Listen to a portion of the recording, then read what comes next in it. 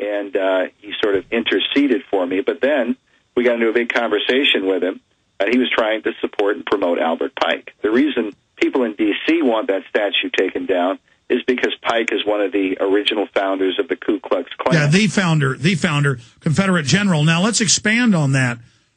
Here's a police officer, and I've been to the park. We videoed it as well for an upcoming film, close to the Supreme Court. It's a public park, and this Mason who's for freedom of speech, he's coming over trying to keep you from filming it. It's just unbelievable.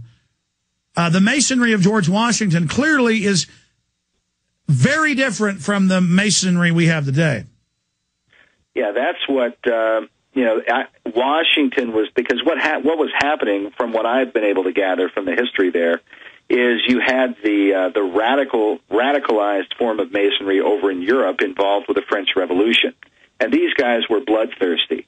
The Jacobins. The Jacobins were bloodthirsty, and they were into just slaughtering people.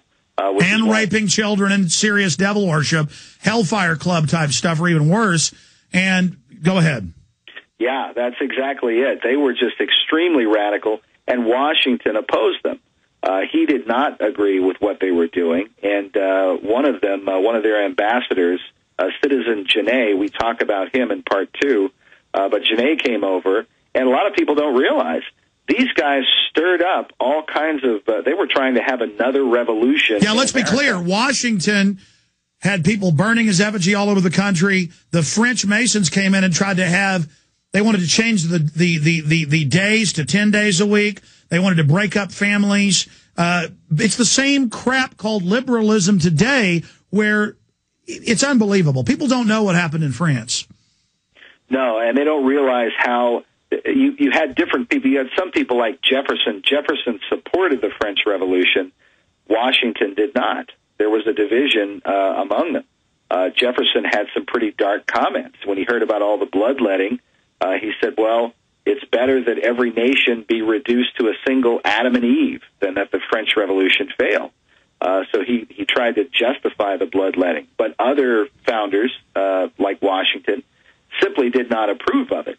And at one point, this guy, Citizen Genet, stirred up a crowd in Philadelphia, and they tried to, because Washington would not support the French Revolution, and they tried to drag Washington out of his house to try and force him to support the French Revolution. And we give the quote from John Adams in the film, but these are parts of American history that have been lost, and they're not taught in our school book. But they're documented. You can find the letters in the Library of Congress. But these guys were radicals, and this was the whole reason for the Alien and Sedition Act. It was to put these guys down because they were trying to subvert the country. And it's the reason why Washington, in his farewell address, had said to the American people that we ought not to seek revolution as the continual solution to whatever problems we're facing with the government. That we couldn't have this ongoing series of... Because in truth, the Luciferians wanted a violent revolution to destroy everything in their way, the family, religion, to make themselves the gods of a totally tyrannical world government based in the United States. And that's what your series exposes. Yeah, absolutely. That's what they wanted. They wanted total chaos, the breaking down of every boundary.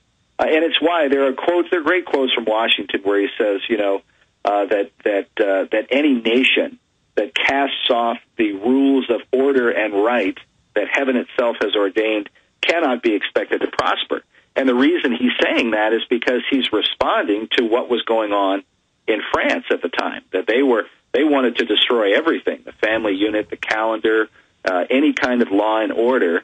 And they tried it in France and killed close to 20% of the population. That isn't known. The Red Terror, Lenin said it was part 2 of what happened in France. The whole communist revolution, the Red Star. These people mean business. Yeah, Hitler had said that his Nazi revolution was the exact counterpart of the French Revolution. It was in the French Revolution that they had launched the first depopulation program, where they literally broke out a map and went down to the different towns and regions in France and were determined that they were going to depopulate France so that that the people who survived would be able to find work and get food and so on. And they had planned to kill like 9 million people. And then what happened was they were slaughtering people, and they only killed about 300,000 or so. But the bodies kept piling up, and they didn't know what to do with them. And I believe, it's one of my theories, that when Hitler came up with his final solution program, part of what the Nazis were doing was trying to find a fast, efficient way to kill people and dispose of the bodies. Well, they said they were going to take over the planet and region by region depopulate, putting things in the water to sterilize it first, taking children, and they would die of a medical problem. This has all been declassified. That is what eco-science, that's what I want to bring up today then, because we're talking about history. When you look at the environmentalists, the eugenicists, the Maurice Strongs, I know this is coming in, you know, you're moving through history in your series. When you look at eco-science and the eugenicist, when you look at the 1996 UN Biological Diversity Assessment, we have this in my film Road to Tyranny. This, you can get this at the UN website. We'll put that on screen, that devil snake thing. We're playing some of the video for radio listeners at prisonplanet.tv from one of his films, one of the latest films. But the issue is the eugenicist and the UN document 1996 says the ancient world kept down population with wars, famine, and human sacrifice. We must reinstitute human sacrifice in the capitals and make the bloodletting be part of society. I mean, this is official UN law, says they want temples and blood sacrifice. Now, that sounds insane. I'm not the insane one saying it. This is official UN policy. Can you talk about the modern people we're dealing with? Yeah, I mean, because we constantly get questions from people who will ask about, the reality of concentration camps and depopulation programs and things like that, and are these things real and whatnot. And one of the things that I point to, I'll just say, look at what, UN representatives and guys who have written books on this, what they talk about. They admit that some 170 to 200 million people were slaughtered by corrupt governments just in the 20th century. That's conservative. If you count Stalin, Hitler, Mao, Lenin, Pol Pot, Fidel Castro, and others, it's over 200 mil. Yeah, and when you've got, and again, I usually go with the conservative numbers to try and convince people. Well, that's it. They always get control of a country, though, and just start killing. Exactly. And I say to people, why do you think they're doing this? If there's no depopulation program, why are they killing 200 million people? They're doing it because it's part of an agenda. And it's a global agenda. I mean, I can't necessarily make all the connections in every country, but in some of the big ways, especially when you trace it from these radical groups, and these things are admitted, like going back to France for a minute, the French Revolution, all of this is admitted by Dr. James Billington in his book, Fire in the Minds of Men, that we quote in the series. Billington is not a conspiracy writer. He's the Librarian of Congress. He's as official and historian as you can get, and his book is quoted by President George W. Bush in 2005. And Bush admitted in his presidential speech, he says, we have lit a fire as well, a fire in the minds of men. It warms those who feel its power. It burns those who fight its progress. Think about those words from the President of the United States.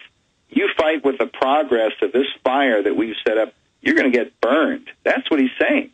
And he says, one day this untamed fire of freedom will reach the darkest corners of our world. But instead, when you really look at the light they're bringing, it's a dark light. It's evil. It kills. It destroys. They openly state in all of these books and publications that they're going to eradicate the family and make us all slaves. But that's the freedom. It's the freedom for the elite to kill the unwashed, to kill the uninitiated, the profane. We are animals to be slaughtered at their pleasure. It's a giant party land, a giant world of raping, murder, death, slaughter for them in their black uniforms as they march forward. Exactly. And you hit the nail right on the head. The way that they sell this to the population, it's just what Lenin did, what Hitler did, what communism has done in every country, is they go in and they pretend that they are going to represent the interest of the people. That's why they call it the People's Republic of China. Supposedly it's for the people, but it's not for the people at all. It's for the elitists. It's for the few, and they're going to turn the people into cattle and then start massacring those that that don't go along with their programs. And notice now, there's no criticism of regimes that kill and torture their people unless it's Iran and they want to attack them. China's good. They light up the Empire State's Building for the Chinese Communist holiday. I mean, this is in our face. Yeah, in fact, there's a group called Voice of the Martyrs that documents how Christians who are in China are persecuted even to this day, and there are still stories coming out of these just horrible tortures that happen to people who speak out against the government or speak out against the injustice that is done there, and yet we never hear anything about this. So it's an ongoing issue. This is what the New World Order is about. I want to play a clip. This is about 2 years old, and if you can really get a Mason to talk to you, a high level one, they'll explain. Oh, I love God. I love Jesus.